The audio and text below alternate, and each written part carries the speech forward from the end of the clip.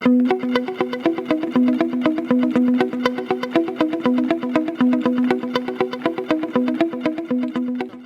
entrevista de trabajo es muy importante, además, después de haber oído a Pilar, ¿no? Porque yo creo que cuando hablamos del sector farmacéutico y de las profesiones a las que uno se puede dedicar, siendo especialista, ¿no? en cualquiera de las oportunidades, ¿no? De cardiología o traumatología, etcétera, bueno, hay que tener en cuenta que el sector farmacéutico, las evaluaciones o valoraciones por parte de los departamentos de recursos humanos van muy orientadas a varias entrevistas y varias de ellas una muy importante por competencias personales. Es decir, cuando tenemos una serie de currículums y de profesionales muy válidos desde el punto de vista científico y técnico y quieren dar el salto a la industria farmacéutica, lógicamente lo que tenemos que tener en cuenta es que esas personas tienen que contar para esa formación previa con una serie de competencias personales claras de, como decías bien Pilar, gestión, comunicación, incluso venta, conocimiento del negocio, conocimiento del producto. Son un montón de competencias que la verdad es que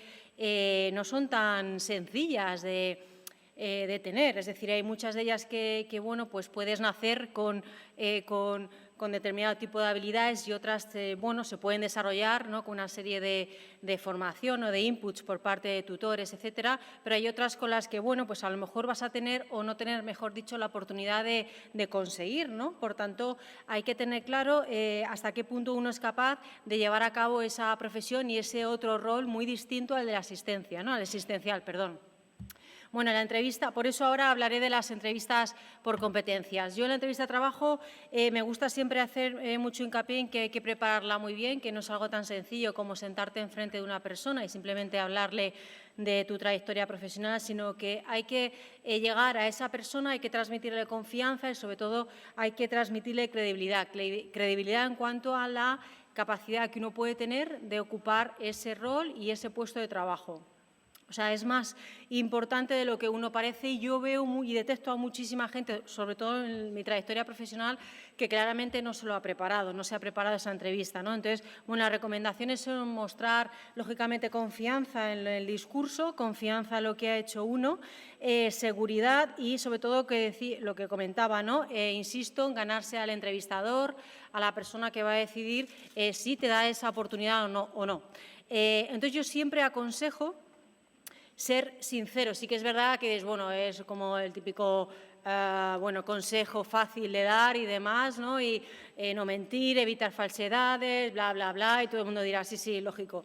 Pero claro, yo quiero conseguir ese puesto y tengo que adornarlo de alguna manera. Bueno, yo la verdad es que cada vez más en el ámbito de mi profesión, en selección y en búsqueda directa, sobre todo en los últimos años me he centrado más en headhunting, he identificado colegas como yo, que dan esas oportunidades a gente que es franca, ¿no? Y que es honesta, con lo cual yo creo que cuando uno tiene el valor científico que tiene una persona dedicada a la medicina, yo creo que poco tiene que adornar en ese sentido, ¿no? Yo creo que tiene que ser una persona franca a la hora de exponer en la entrevista lo que es capaz de hacer y al final es la otra parte el que tiene mucho interés en contratarte y por tanto va a hacer ese esfuerzo desde el punto de vista de empresa y a nivel formativo de intentar que tú, con esos conocimientos científicos que tienes, puedas ser capaz de desarrollar otra profesión en el ámbito farmacéutico. Así que yo en este mundo, en este sector médico, aconsejo ser muy sincero, ser una persona honesta, ¿no? A la hora de transmitir todo lo que ha hecho durante la entrevista, ¿no? Y evitar falsedades. Enseguida se pierde uno oportunidades importantes si el entrevistador, el evaluador, al final detecta un fallo en su discurso y una falsedad. Y no me refiero única y exclusivamente a fechas, sino me refiero a que su argumento o a su discurso no cuadre, no encaje en algún momento, porque eso al final lo que genera automáticamente es desconfianza y no optar por esa candidatura si realmente puedes contar con otras, ¿eh?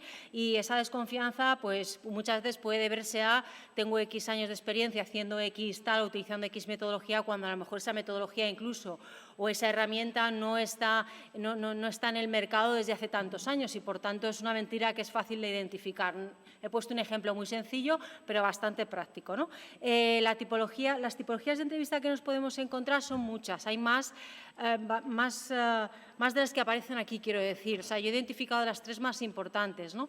La curricular, la competencial, que es la que os estaba comentando, y la última es la grupal, dinámica de grupo, la assessment center, dependiendo del colectivo con el que hables, te la va a denominar o definir de un modo u otro. La curricular, única y exclusivamente, lo que hace es llevar a cabo un análisis de las etapas profesionales y de las funciones que ha desarrollado en cada una de ellas el profesional.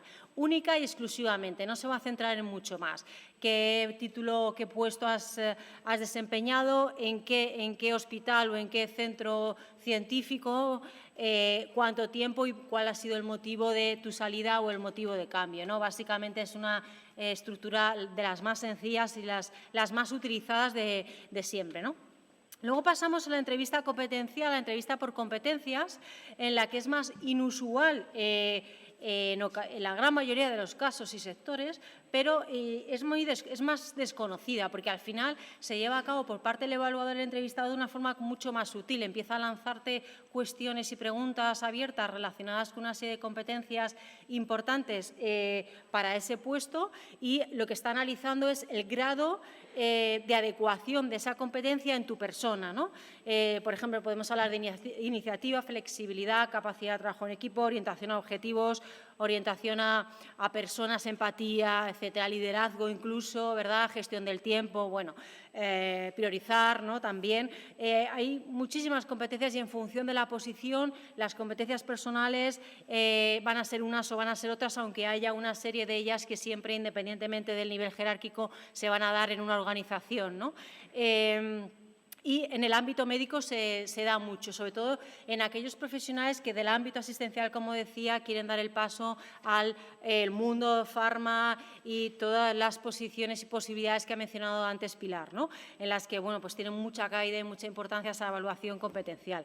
Y luego, por ejemplo, he destacado también una última que no quería dejar pasar la oportunidad de mencionarla y que por lo menos oigáis sobre ella, que es la grupal o la dinámica de grupo, la de Assessment Center, que tiene mucho que ver con la participación de varios profesionales al mismo tiempo, en el mismo instante, una misma mañana, una misma tarde, 2-3 horas, y varios observadores, ¿no? De manera que nos encontramos ante una evaluación grupal en la que participan varias personas, tanto en la parte de evaluación de evaluadores como en la parte de científicos o médicos que optan a las posiciones, y con un caso práctico que se pone sobre la mesa, los observadores lo que hacen es ver la interacción entre ellos y la capacidad de llegar a soluciones o a resoluciones sobre ese caso de manera conjunta y de manera global, analizar también el resultado de las propuestas llevadas a cabo durante ese caso práctico, ¿verdad? El caso práctico puede ser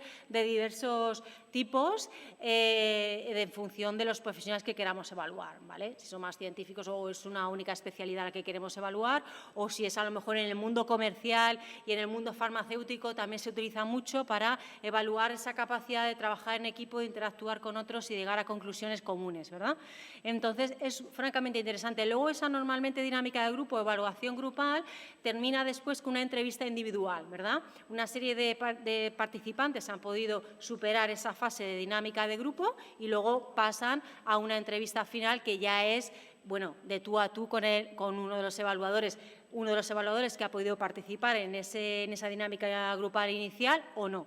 ¿Vale? Pero bueno, es cuando tenemos un volumen de candidaturas importante y cuando, el nivel, digamos, de perfiles que buscamos nos permiten hacerlo así, llevarlo a cabo así, porque cuando se trata normalmente de directivos, esta entrevista grupal o dinámica de grupo no tiene mucho sentido porque al final, hay una serie de problemas, ¿no? En la puesta en marcha, en escena, ¿no? De verse las caras personas que a lo mejor ocupan puestos de responsabilidad en distintas empresas que a lo mejor posiblemente puedan ser de la competencia, con lo cual esto tiene mucho que ver cuando se trata de un determinado perfil muy concreto y específico en el que tiene sentido utilizarla. Así que, bueno, pues he querido hacer esta breve exposición en cuanto a las tipologías de entrevista más habituales con las que os podéis encontrar y, bueno, luego si tenéis alguna pregunta en relación a alguna de ellas, pues las podemos resolver. Gracias.